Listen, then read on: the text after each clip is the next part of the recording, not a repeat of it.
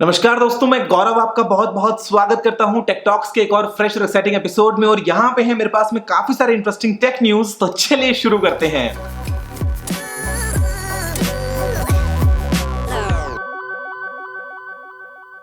दोस्तों सबसे पहले जो न्यूज है वो आ रही है इंटेली हेल्थ की तरफ से। ये ग्रुप है जो बनाया है जॉन हॉपकिंस यूनिवर्सिटी के कुछ स्टूडेंट्स ने। इसकी जो सीईओ और फाउंडर है नेहा गोयल, उन्होंने रिसेंटली एक नया अनाउंसमेंट किया है कि ये जो ऐप है इसके थ्रू वो रूरल इंडिया में काफी अच्छे से हेल्थ केयर को इंप्रूव करने के प्लान में है। अब देखिए इंडिया में क्या है कि जो 70% पॉपुलेशन है वो रहती है रूरल एरियाज में, लेकिन जो हेल्थ केयर फैसिलिटीज हैं वो है सिर्फ 40%। ऐसे में जो हेल्थ केयर वर्कर्स हैं कई बार वो इतने से ट्रेन नहीं होते हैं स्पेसिफिक बीमारियों को लेके, तो वो अगर किसी को कोई टिपिकल डिजीज है तो अक्सर में रेफर करते हैं बड़े सिटीज में। और ऐसे में जो पेशेंट है उसको काफी पैसा देना पड़ता है, काफी खर्चा लगता है, जाने आने में समय लगता है, और हो सकता है कि बहुत केसेस में सही से इलाज भी नहीं हो पाता है। तो ऐसे में ये जो ऐप है ये क्या करेगी, वहां पे जो हेल्थ केयर वर्कर्स हैं वो इसको यूज करेंगे, पेशेंट्स का जो डेटा है जो वाइटल्स उसको कलेक्ट करेंगे, और वो बाद में ट्रांसमिट होके जाएगा डॉक्टर्स की एक टीम के पास में जो होगी ऑफ साइट। वो वहां पे उन डेटा को मॉनिटर करके ठीक तरीके से रेकमेंड कर पाएंगे कि क्या बीमारी है, क्या इसका सोल्यूशन हो सकता है, और इस वजह से जो रूरल इंडिया में रहने वाले लोग हैं उनको एक अच्छा हेल्थ केयर मिल सकता है।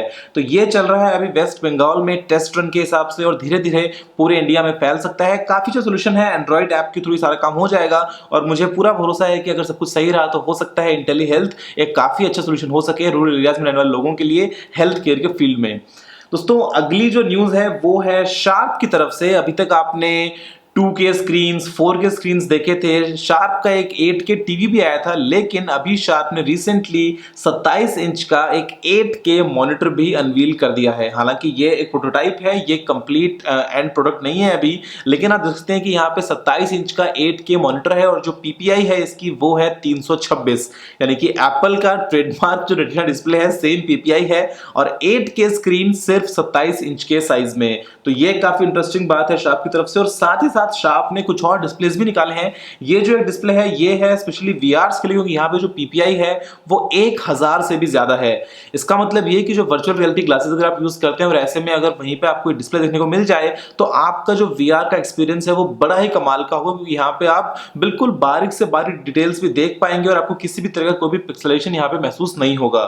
शार्प ने साथ ही साथ एक और डिस्प्ले अनवील किया है, और उसके अंदर जो कॉर्नर्स हैं वो राउंडेड हैं, तो ये दिखने में काफी अच्छा लगता है और काफी अच्छा कंसेप्ट है। 5.2 इंच का डिस्प्ले है, फुल HD पैनल है, लेकिन दिखने में मुझे ये बहुत कमाल का लगता है। इमेजिन करो कि अगर ऐसा कोई फोन आ जाए तो हमें वो दिखने में कितना अच्छा लगेगा।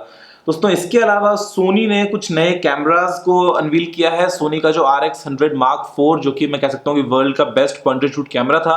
बेसिकली जो RX100 सीरीज है वो सारी की सारी काफी अच्छी थी, तो ऐसे में RX100 Mark V आ गया है। यहाँ पे सब कुछ सेम है, सेम सेंसर है, सेम लेंस है, लेकिन 315 PDAF फोकसिंग पॉइंट्स हैं और 0.05 सेकंड्स में फोकस कर लेता है, और साथ ही साथ यहाँ पे 24 इमेजेस पर सेकंड की स्पीड है, वो भी रॉ फॉर्मेट में। तो ये काफी कमाल की बात है। इसके अलावा जो सोनी का अल्फा 6300 जो कैमरा था, A6300 जो कैमरा था अल्फा सीरीज का, उसका नया वर्जन आया है A6500। यहाँ पे भी काफी कुछ चीजें सेम है, लेकिन ऑटो फोकस पॉइंट्स को बढ़ाया गया है, और यहाँ पे भी इसकी जो फोकसिंग स्पीड है वो बड़ी ही कमाल की है, और दोनों ही कैमरास में 5 एक्सिस स्टेबलाइजेशन आपको देखने को मिलता है। तो बस ये कैमरा थोड़े गर्म हो जाते हैं, उसके अलावा सोनी कैमरा काफी अच्छे हैं। तो और देखते हैं कि आने वाले समय में कैसे ये कैमरा जो और अच्छे से इंप्रूव हो जाते हैं।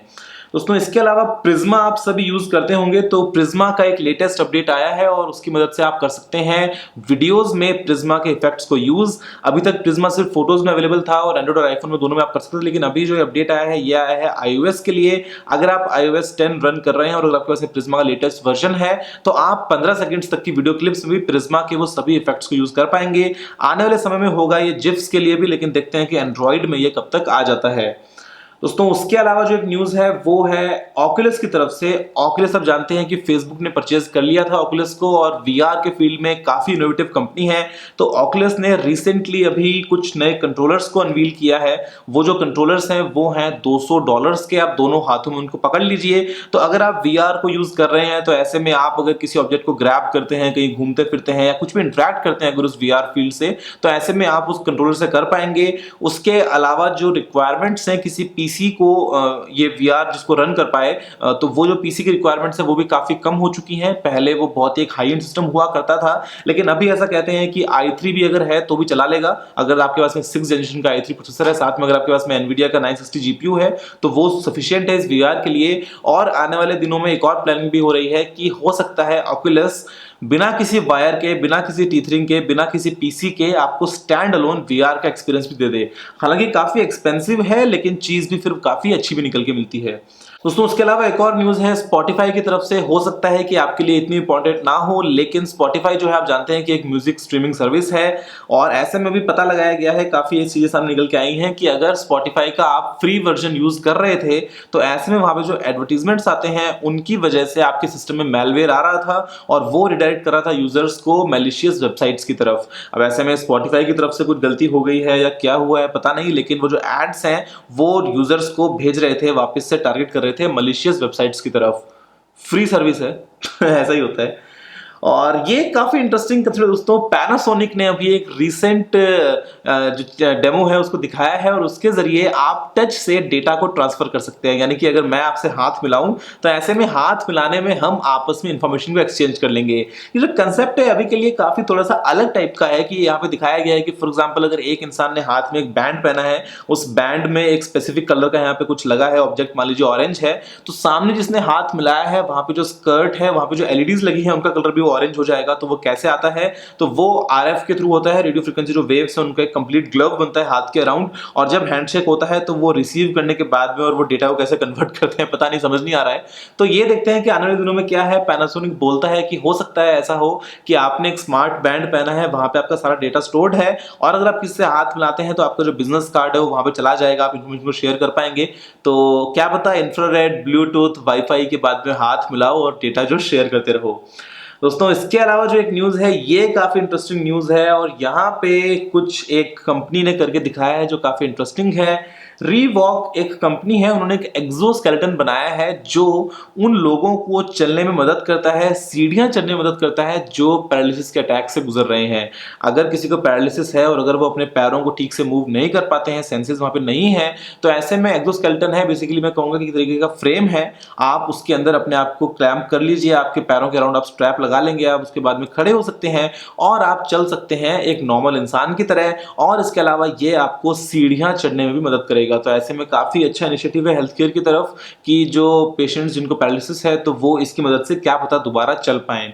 दोस्तों ये थी कुछ इंटरेस्टिंग टेक न्यूज जो हुई पिछले कुछ समय में और मैंने शेयर की आपके साथ। मुझे उम्मीद है कि वीडियो आपको पसंद आया होगा। अगर आपका कोई और सवाल या सुझाव हो तो आप नीचे कमेंट करना मत भूलिएगा, और अगर आपने अभी तक टेक्निकल को सब्सक्राइब नहीं किया है तो चैनल को सब्सक्राइब भी कर लीजिए, वीडियो को लाइक भी कीजिए, शेयर भी कीजिए, क्योंकि मैं आपके लिए रोजाना ऐसी वीडियोस लेके आता रहता हूं और ऐसी ही इंटरेस्टिंग टेक न्यूज भी लेके आता रहता हूं। तो फिलहाल कितना है दोस्तों, जय हिंद, वंदे मातरम।